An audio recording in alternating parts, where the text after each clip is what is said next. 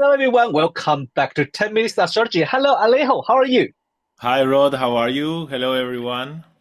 It's a new year and slowly going back to work. Slowly, very slowly.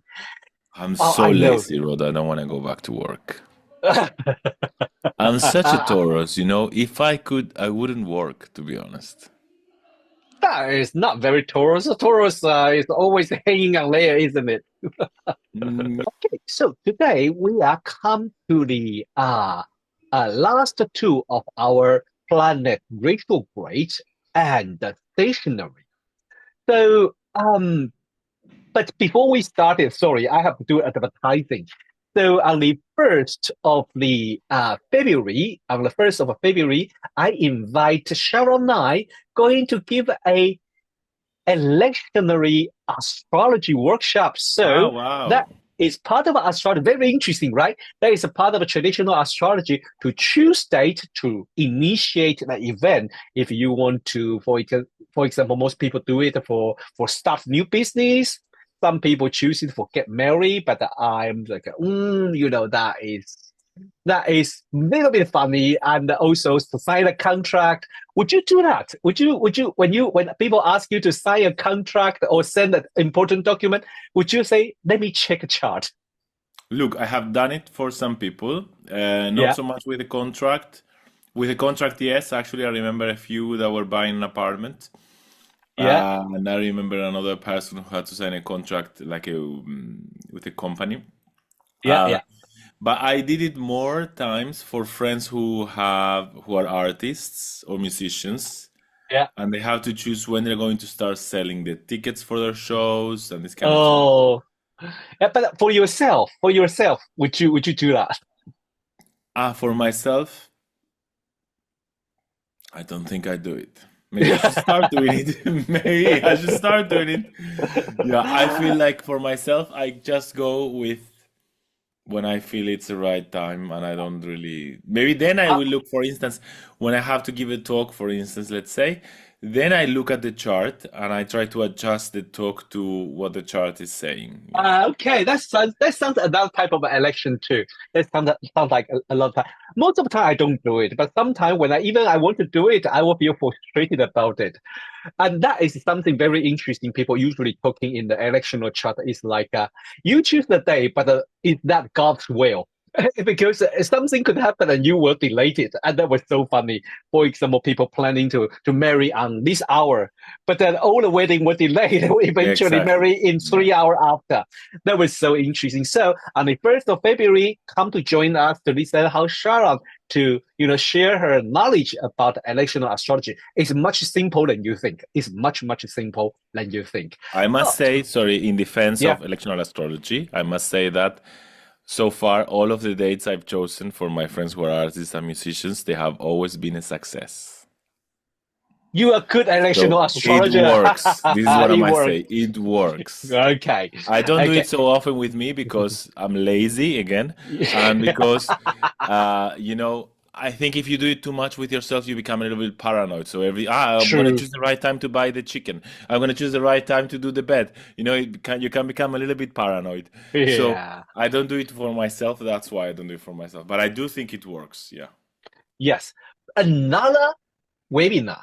Another important webinar in March, on the 15th of March, Alejo is going to give a important webinar because this year we have the so many outer planet moving sign, and the more important Neptune and Saturn going to Aries.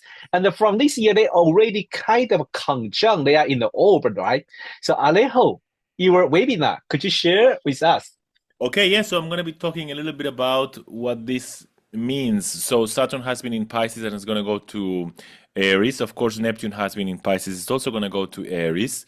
So these two very different gods are going to meet at the beginning of Aries. The beginning of Aries is the beginning of the beginning, in my opinion. So what's going to happen with one planet that has to do about that it's about creating boundaries, and the other planet that it's the opposite. It's about dissolving, softening boundaries. What's happening with these planets when they meet at the beginning of time, which is the beginning of Aries?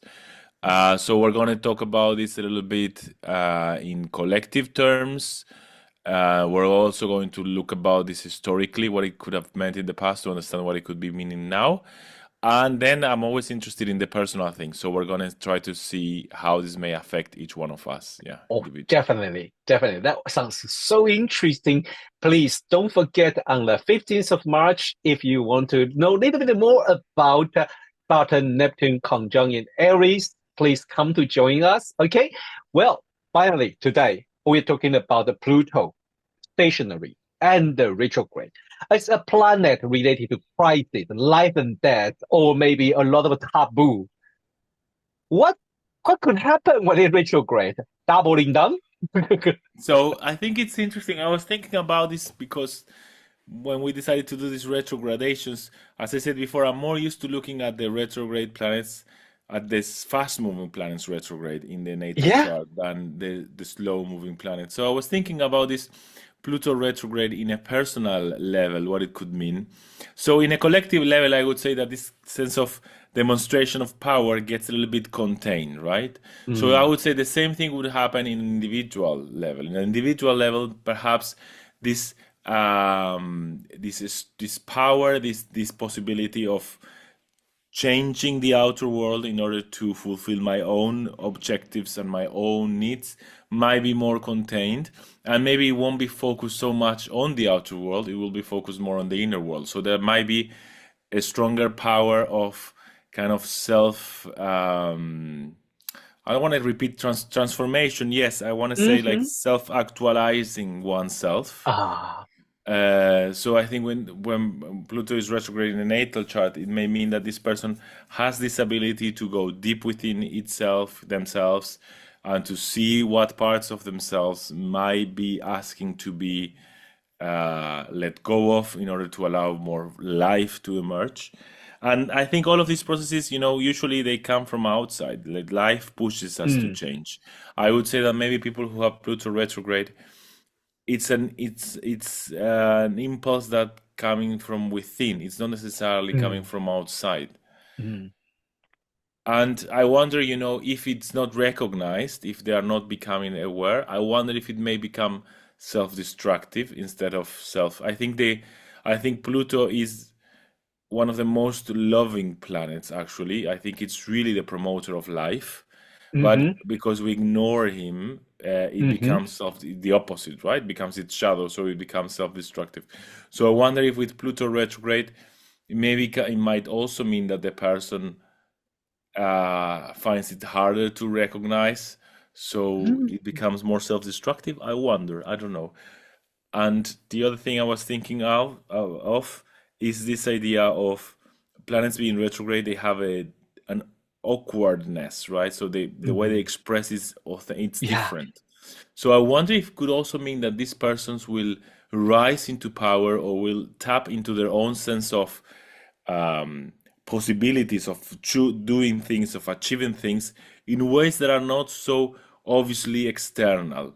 So these people that maybe from when you see them, they don't seem like this kind of magnetic, powerful people. But when you talk to them, actually, you see that they Mm. hold this inner power.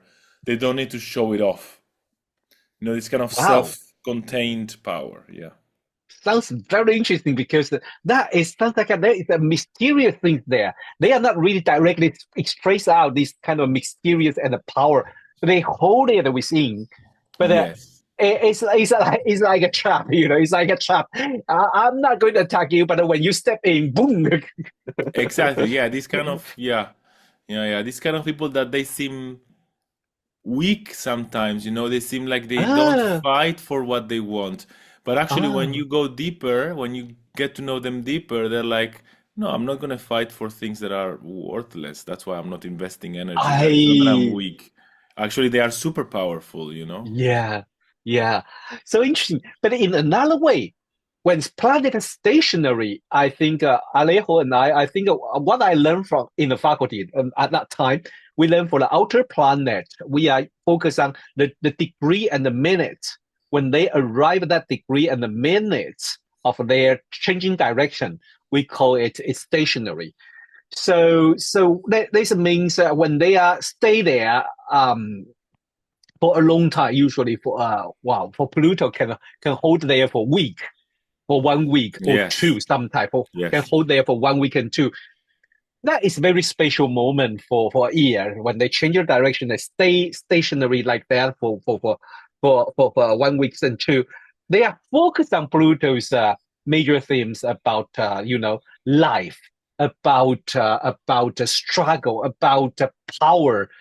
Uh, I agree with you. You say something I rarely hear other people talking about. Pluto is a promoter of love, mm, a life or love, and that is really sweet.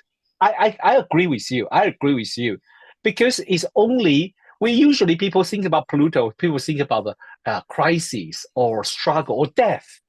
But I have to say, only through this kind of event we appreciate beautiful things in our life. How much we love another person when we have not enough time or when we facing crisis together. You just realize how important those person or those things belong to with us. yes, I agree. Yeah, yeah. Yeah. So today I have an interesting case to share with everyone. It's one of my favorite author, and I love that story so much. I mean, Ursula Le Guin, an American writer. She was born Yes. in 1929, 21st October, 5:31 p.m. in Berkeley, California. She has a ascendant at 2 degree. Pluto was 19 degree Cancer 37, and it's retrograde, but it will turn direct at 7 minutes. So this chart has Pluto conjunct IC and stationary. Mm, I think most of the people, at least maybe watching the animation, turn from her work called the Wizard of the Earthsea. And then this is not just only book. She wrote whole series about Earthsea. But the most well known is the Wizard from the Earthsea, talking about the great wizard Jet, how he learned magic, and how eventually he confrontation with the big deep east monster. There was a so-called shadow. So interesting, mm. a shadow. Pluto conjunct her icy and the stationary. Her first book should focus on shadow. Yes, And so this interesting. shadow, yeah, this shadow was released when he was a child, when he was in the school. He was challenged by his classmate and have to performing a powerful magic. And then Mm, by performing this magic, he released a monster shadow.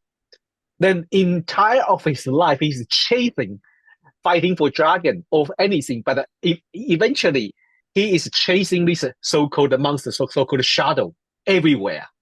Then eventually the story make him realize this shadow is indeed his own shadow. yeah, very good. Very cool, Yeah, yes. yeah. Look at I'm the chart. thinking, Yeah. she has such an interesting chart. I'm thinking this, first of all, the third house of Yeah. writing. I know I'm going off topic, but the third house of No, writing please. Yeah. with Gemini in the cups, ruled Yeah. by Mercury in Libra. And you were talking about this idea of the shadow. And I think Yeah. there's something about Libra here, the self and the shadow, this kind of Ah. balance. Yeah. So I was interested about this is interesting. And yeah, the Pluto, so yeah, like you were saying, the Pluto stationary. So I would also say that a lot of her books, I read some of her books, I didn't read Hmm. actually that one, are about power and how Yeah. we build, because she has this kind of, I don't think she's an anthropologist, but she might have Hmm. studied some anthropology because she has this Yeah. kind of, she creates these worlds which with the mind of an anthropologist, I think, Yeah. and and of course one of the things is power, right? In this all of these Yeah. different cultures and society that she creates, Yeah. and how we distribute power, how we use power, how we misuse Mm. power. So I think this Pluto is very strong in her worldview. And this is Yes. conjunct I see. I don't know if you know about her life, but I wonder if in her childhood she had to survive. She had this feeling that Or she had to survive. dealing with this. Well, in if was born in 1929, Ah, in 10 years time, there's a Second World War. yeah, and also here in the USA, it was the how do Oh you call yes, when they the fall? recession. Yeah, Recession, huge recession. Oh yes, then that's a struggle. Yes, maybe that could be a developing of understand or focus on crisis or shadow or power. That yeah. is wow, so very interesting. Well, thank you, Alejo, to join me today to talking about the Pluto stationary and the retrograde. Next week will be our last episode about retrograde and the stationary, and we are going to talk about Chiron. Chiron, yes, not the moon, sorry. Neither the sun. Okay, so, well, thanks everyone for watching today's 10 Minutes Astrology. See you next week. Bye bye. Bye bye.